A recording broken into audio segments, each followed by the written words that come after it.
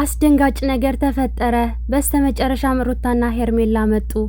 ፊቷን የተሸፈነችው ፍቅር መሆኗም ታወቀ። ሙሉ መረጃውን የማቀርብላችሁ ይሆናል። እስከ ቪዲዮ ፍጻሜ አብራችሁን ቆዩ። ሰላም ሰላም፣ ውድ ቤተሰቦች ሰላማችሁ ይብዛ።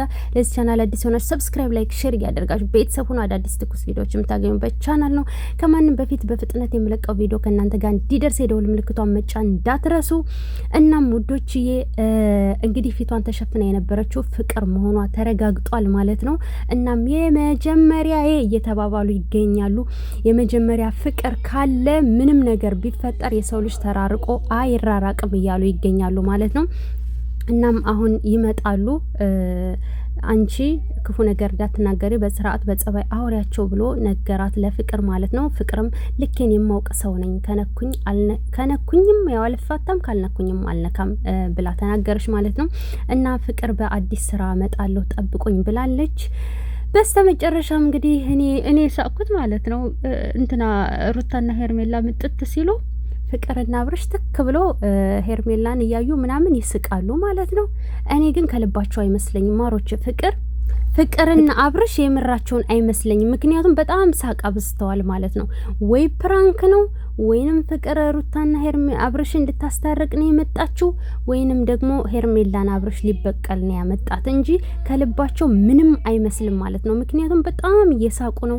አብርሽ ከልቡ ሲሆን እንደዚህ አይደለም፣ ፍቅርም ከልቧ ሲሆን እንደዚህ አይደለም። እጅግ በጣም ሳቅና ፈገግታ አብዝተዋል። አብርሽ እንግዲህ ፍልቅልቋ ያልኳችሁ ይችናት ፍልቅልቋ ብሎ እንግዲህ አምጥቷታል ማለት ነውና እንግዲህ ፍቅር ናት ስትሉ የነበራችሁ ሰዎች ልክ ናችሁ። ፍቅር ናት የመጣችሁ ማለት ነው።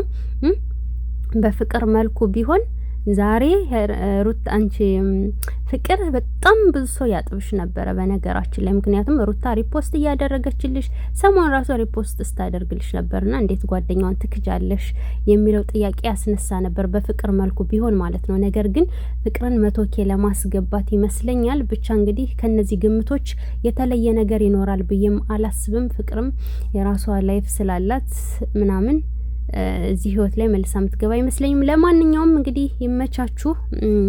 የሆነ ነገር ሳላይ የሆነ ክፉ ቃላት ልናገር አልፈልግም ማለት ነው። ፍቅርም ድጋሚ እንደዚህ አይነት ህይወት ላይ ትመልሳለች ብዬ አላስብም ማለት ነው። ምክንያቱም አብርሽ ከዚህ በፊት በብዙ ነገር ስሟን አጥፍቶ ስለነበረ ማለት ነው። ገባችሁ? እና ፍቅርን በድሏታል። ምክንያቱም ስሟን ሲያጠፋው ስለነበረ ሽማግሌ ላኩ ምናምን እያለ ብዙ ነገሮች አሉ። እና ማሮቼ ለማንኛውም ይመቻችሁ። ላይቭ ላይ ነኝ፣ ላይቭ ላይ ነው። ሰብስክራይብ አድርጉ፣ ላይክ አድርጉ። ወዳችኋለሁ። ሰላም ቆዩልኝ። እናንተን ሀሳብ ደግሞ ኮሜንት ላይ ያሳውቁኝ። እሺ እናንተ አንድ የረሳሁት ነገር ሄርሜላ ግን በጣም ተናዳለች። የምር እጅግ በጣም ተናዳለች። ፊቷ ሁሉ እንትን ብሏል ማለት ነው። ምን ተሰማት ግን? የሄርሜላ ምላሽ ምን እንደተሰማት እንግዲህ ሾከክ ብሎ ሲመጡ ግን ያስቃሉ። ሩታዬ አንቺ ብቻ ሰላም ሁኝልኝ ማለት ነው። እናም ባመኑት ሰው መከዳት እጅግ ከባድ ነው። ግን ሩታዬ ተረጋጊ። ምክንያቱም ሲመስለኝ ፍቅርና አብርሽ የሆነ ያሰቡት ነገር አለ ማለት ነው። እና ደግሞም እንደው ቢቀርብሽ ነው የሚሻለው ከዚህ ሰው ማለት ነው። ሲቀጥል ደግሞ ማሮች እንግዲህ ሄርሜላና ሩታ ምን ተሰማቸው፣ ምንስ አሉ የሚለውን በቀጣይ አቀርብላችኋለሁ። ላይቭ ላይ ተከታተሉኝ።